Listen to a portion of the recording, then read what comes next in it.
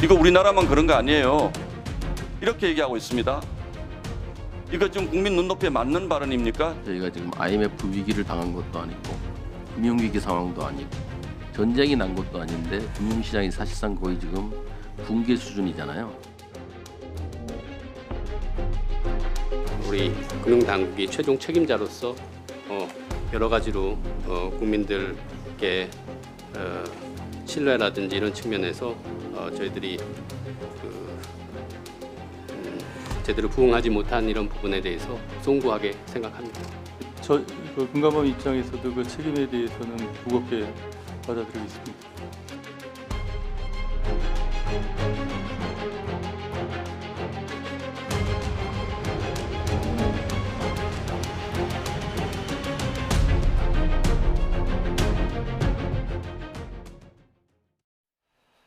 네, 삼성전자에 이어서 SK하이닉스도 역대급 실적을 발표했습니다. 하지만 증시의 하락은 막지 못했는데요. 어제 코스피 6% 가까이 하락하면서 6천선까지 무너지고 말았습니다.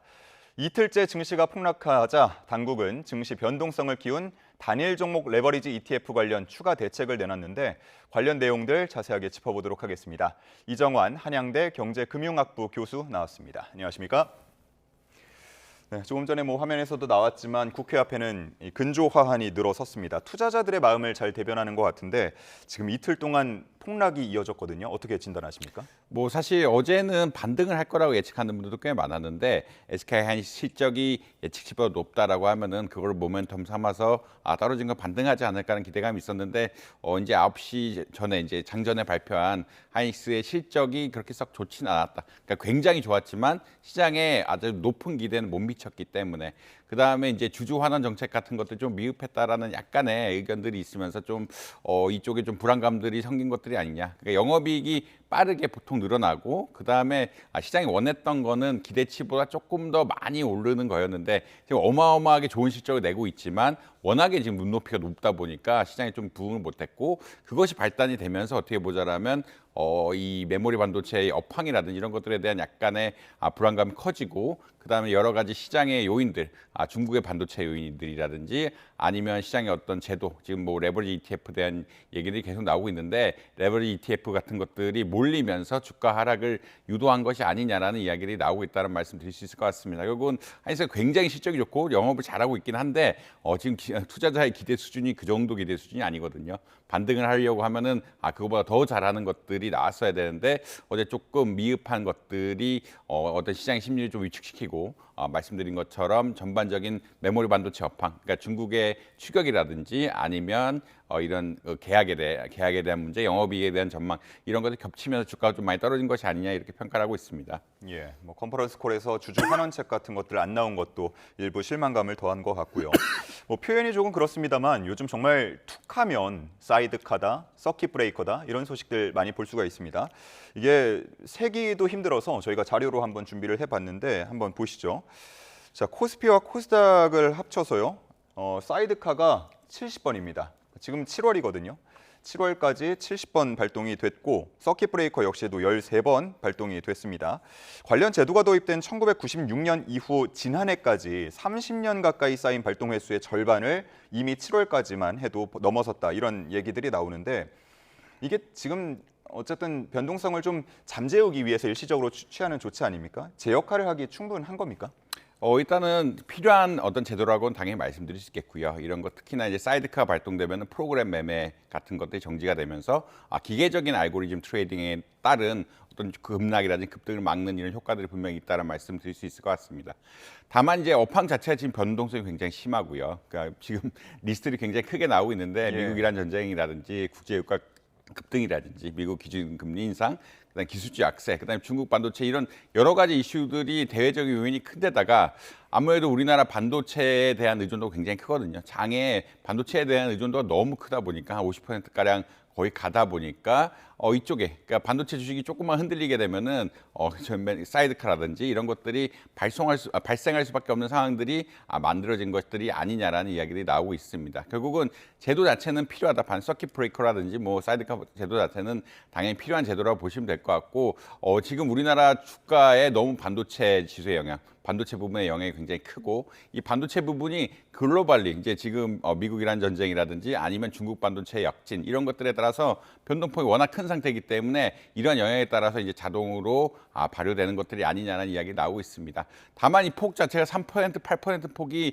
이게 작은 것이냐 사실 그렇지는 않거든요. 그렇지는 않다라고 아마 이해하시면 될 것 같고 우리가 역사적으로 지금 올해만 이렇게 많이 발생했다는 얘기는 올해 그만큼 메모리 반도체에 대한 업황이라든지 전망이라든지 불확실성 같은 것들이 굉장히 컸다. 이게 사실 해석하기 어려울 정도로 큰 상태이기 때문에 이런 상황들이 많이 발생하는 것이 아니냐 이런 말씀 드려야 될 것 같습니다. 예.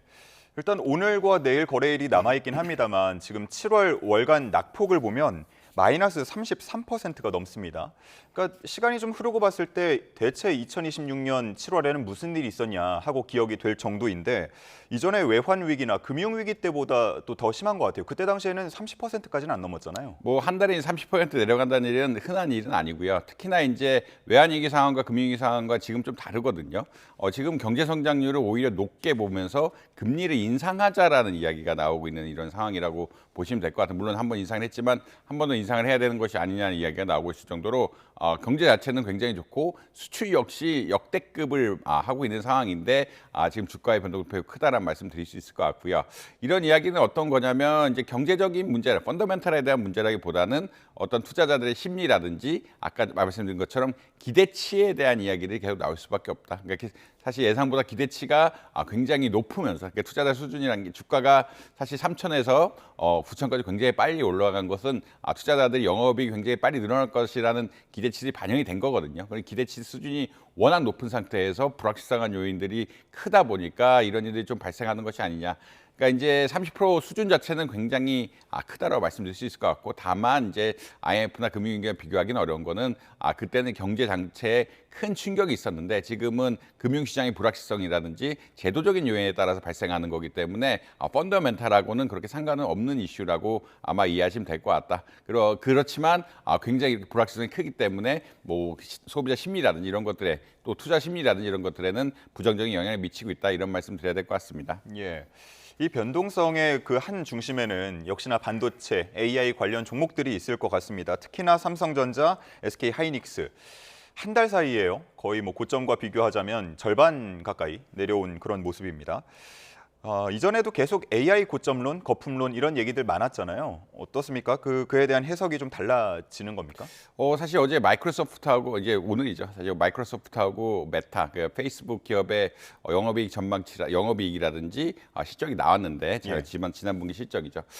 마이크로소프트 같은 경우에는 클라우드 사업 같은 것도 잘 되면서 실적이 좋거든요. 실적이 좋다라는 이야기는 어떤 거냐면 AI라든지 이런 것들이 실효를 고 있는 것이 아니야. 영업이익 전망치, 영업이익 역시 뭐 시장의 전망치를 약간 우회하면서 그러니까 상회하면서 마이크로소프트 같은 경우는 괜찮은 거 아니냐라는 의견이 나오고 있지만 또 메타 같은 경우에는 매출은 늘었지만 어떻게 보자라고 하면은 그 영업이익 같은 게 좀 수익성 같은 게 좀 떨어졌거든요. 수익성이 떨어지고 자본 지출 우리가 데이터 센터 같은 걸 더 많이 짓겠다는 의견을 하다 보니까 이게 수익성이 날 것이 그런 이야기가 어떤 거냐면 이렇게 큰 기업에서도 좀 의견이 엇갈리고 있다라는 말씀 좀 드려야 될 것 같고 그러니까 AI 고점론, 뭐 반도체 고점론이라는 것은 이제 데이터 센터 수요라든지 이런 것들이 지속될 것이냐에 대한 큰 맥락이라고 보시면 될 것 같은데 대형 기업들 역시 일부 기업들은 굉장히 성과가 잘 나고 있고 또 다른 기업들은 성과가 안 나고 있으니까 이것이 어떻게 갈지에 대해서 조금 사람들이 불확실해하는 측면들이 분명히 있는 것 같다는 말씀 드릴 수 있을 것 같고요.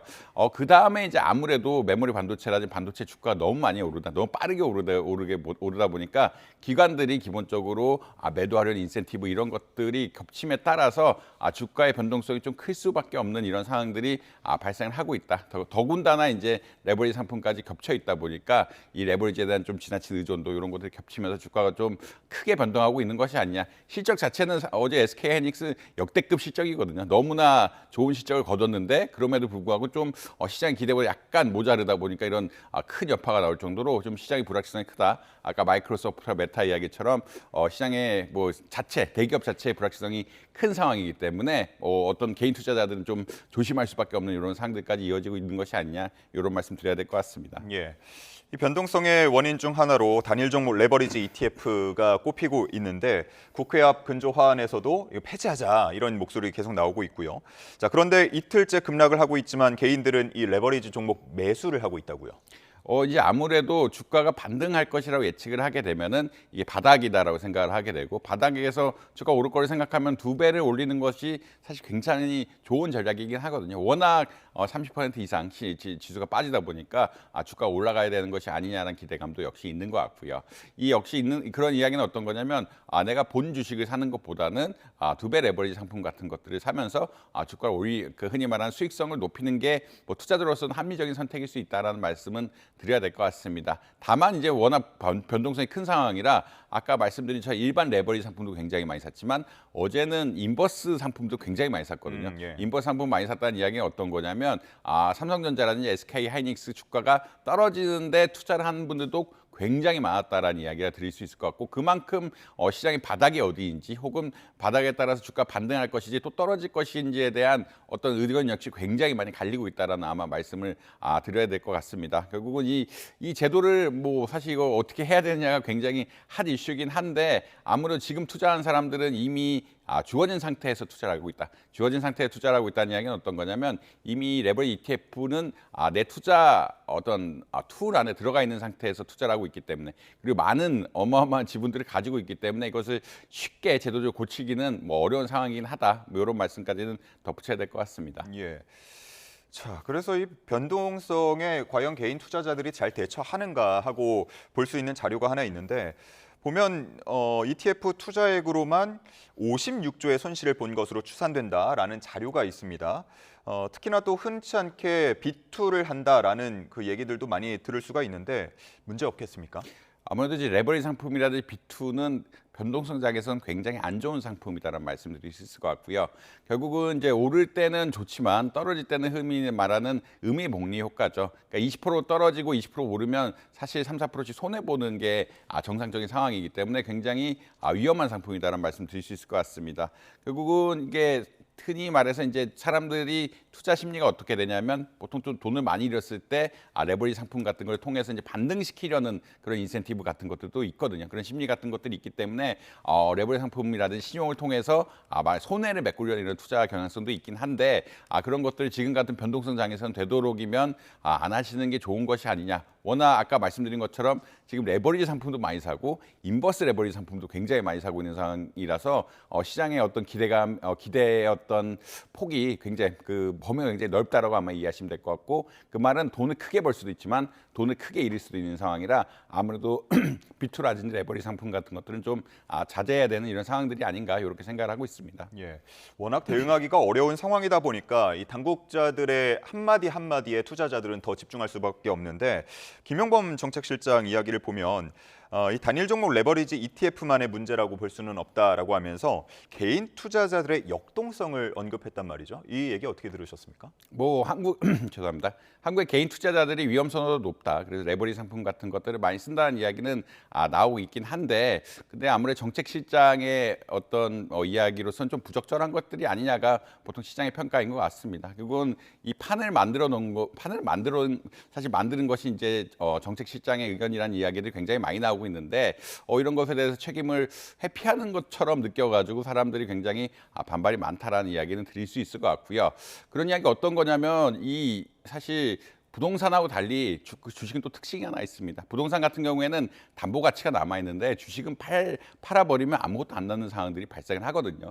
그만큼 30%가 떨어지면은 30%가 떨어진 만큼 이제 국민의 자산이 줄어든 것인데, 이것에 대해서 일부 뭐 어떤 평가를 내리고 이것을 흔히 말해서 이거 좀 잘못된 좀 정책적인 미스가 있었다라는 이야기를 하고 갔어야 되는데, 이것을 개인의 책임으로 돌리는 이야기를 하다 보니까 국민의 눈높이에 맞지 않는 이야기들이 아니냐라는 이야기들이 계속 나오고 있다라고 보시면 될 것 같고요. 이것들을 좀 어떻게 보면은 개인들이 그렇게 성향이 있는 거긴 하지만, 그렇다면은 이미 들어올 때부터 하지 말았어야 되는 이런 정책이라는 의견들이 굉장히 많고, 금융위원회라는 이런 데서 굉장히 경고를 많이 했다. 금융위원회나 뭐 시장에서 경고를 많이 했다는 의견이 나오고 있을 정도로 이건 정책 미스가 아닌가라는 의견들이 나올 수밖에 없는 이런 상황이고, 김용목 정책실장의 이야기는 국민의 눈높이에는 좀 맞지 않는 것이 아니냐, 이런 평가들이 많이 나오고 있다. 이런 말씀 드려야 될 것 같습니다. 예, 어제 저녁에 또 추가 대책까지 발표가 됐는데 과연 좀 작동을 할 수 있을지 지켜보도록 하겠고요. 끝으로 금리 이야기 잠시 해보도록 하겠습니다. 새벽에 FOMC 회의 결과가 발표가 됐는데 금리는 예상대로 동결이었고요. 자, 그런데 위원 3명이 금리 인상을 주장을 했어요. 이게 3명이나 이렇게 반대 의견을 냈다는 거 10년 만에 처음이라고 하죠. 예, 금리 인상을 낸 것은 결국 인플레이션에 대한 우려라고 아마 이해하시면 될 것 같고, 인플레이션 우려에 대한 기반은 전쟁, 이란과 미국과의 전쟁이 기저에 깔려 있다. 그러니까 성명서에도 계속 이야기가 나오고 있지만 이란과 미국과의 전쟁이 이제 불확실성을 키우고 있다는 이야기가 나오고 있고, 이것이 이제 금리를 올려야 될 것이냐 말려야 될 것이냐에 대한 큰 결정으로 가고 있다는 말씀 드릴 수 있을 것 같습니다. 그 이야기 어떤 거냐면, 아무래도 시장에서 보기에는 인플레이션 혹은 연준의 일부 그 이사들이 보기에는 금리 같은 것, 위원들이 보기에는 이제 금리를 좀 올려야 되는 시점들이 아니냐, 물가 상승률이 좀 높고 전쟁 같은 것들이 안정이 안 되고 있는 상황이라고 하면은 금리 좀 올리는 것이 바람직하지 않느냐라는 의견이 있는 것 같고요.